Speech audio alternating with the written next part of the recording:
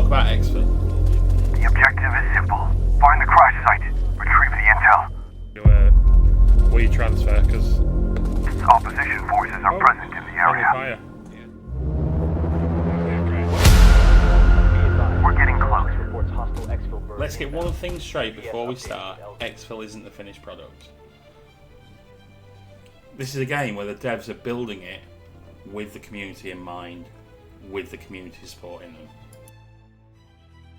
A centimeter, and because I'm still standing. Yeah, we'll talk about the helmet, because I think what we're going to do is we're going to separate the helmets from the body armor. Because right now it's a single, it's kind of the same damage path. But I think what I was planning to do is separate the helmet and make it way more vulnerable. Exfil isn't trying to be perfect. It's a sandbox game for tactical shooter fans to play around in and build the match that they want. You load up the game, you set up the settings, and you dive into the game, and that's where the magic happens in this one. When you boot up Exfil, you're not stepping into some glossy AAA experience.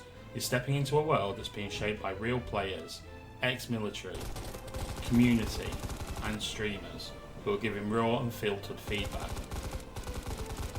Exfil's community isn't just a bunch of players, they're basically trying to help co-develop the game.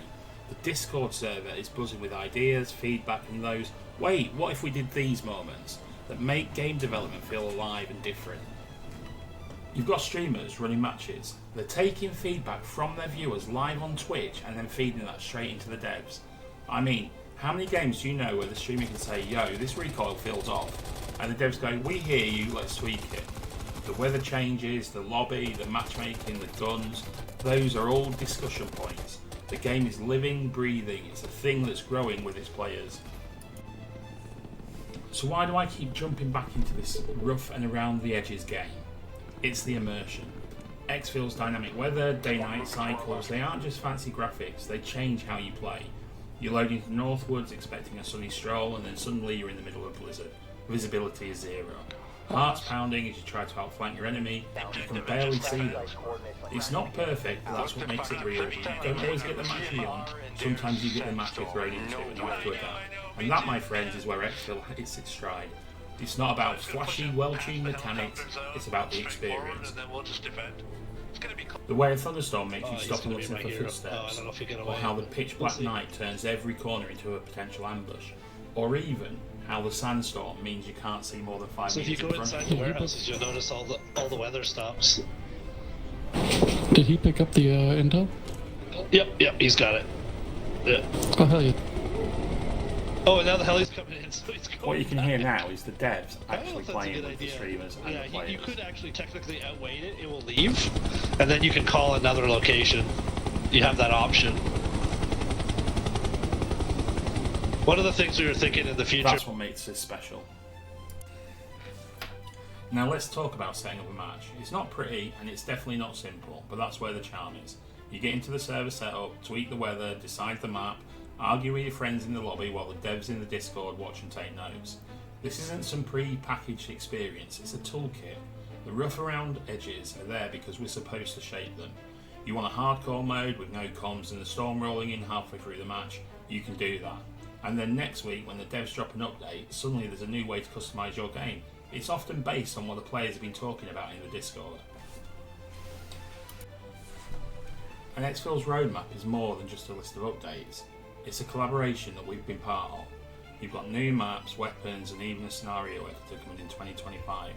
But what's cool is how much of this stuff is being shaped by us, the players. The devs aren't in some ivory tower deciding what's next. They're right there in the Discord taking notes and asking for opinions, and most importantly, listening. So yeah, it's not a finished game, it's an ongoing project, and every patch, every update is like, hey, here's what we've been working on based on what you guys said. How many games do that anymore? I don't know of many, and definitely not AAA. So why jump into Exfil now when it's still unfinished?